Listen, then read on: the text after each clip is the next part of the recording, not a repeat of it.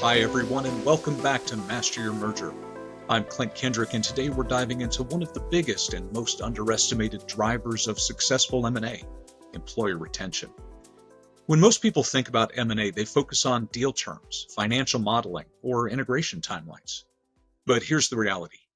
Even the best strategic acquisition on paper can collapse if you lose the very people you were counting on to make it work.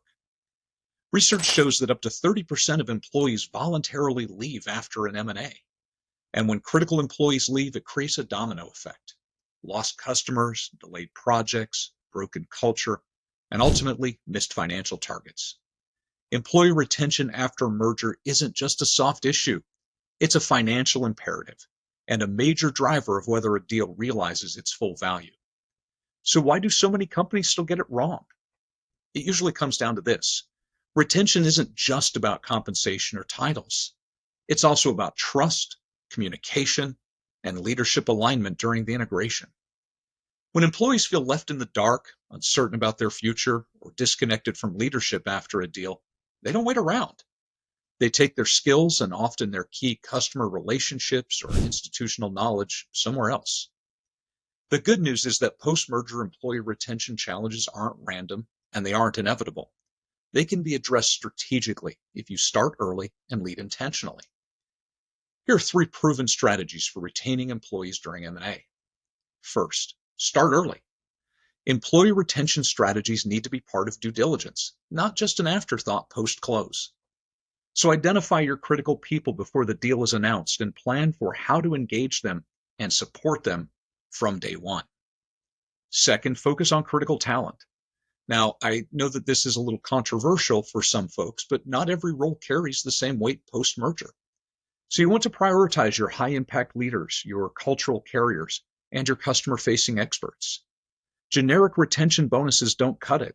Tailor your retention efforts to where it matters most. Third, create psychological safety. Employees want frequent, honest communication, even when all the answers aren't final. Building trust through transparent leadership communication during M&A integrations is key to reducing voluntary attrition. So let me share what I've seen across more than 150 deals and by the experiences shared from leaders inside the M&A community. In one situation, the acquiring company delayed communicating with employees for literally months after the deal was announced.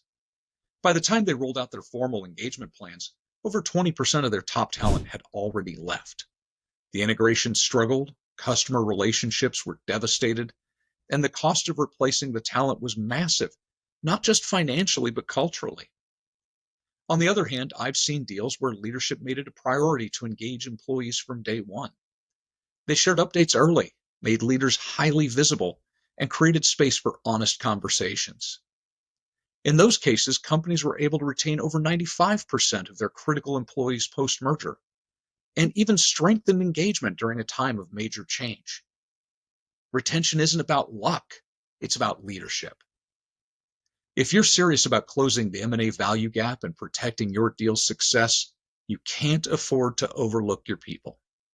At Master Your Merger, we're building a community focused on doing M&A differently, putting people first and creating real, lasting results. Visit masteryourmerger.com to access free M&A resources, join the conversation, and take the first step to better M&A outcomes. Thanks for watching, and I'll see you next week.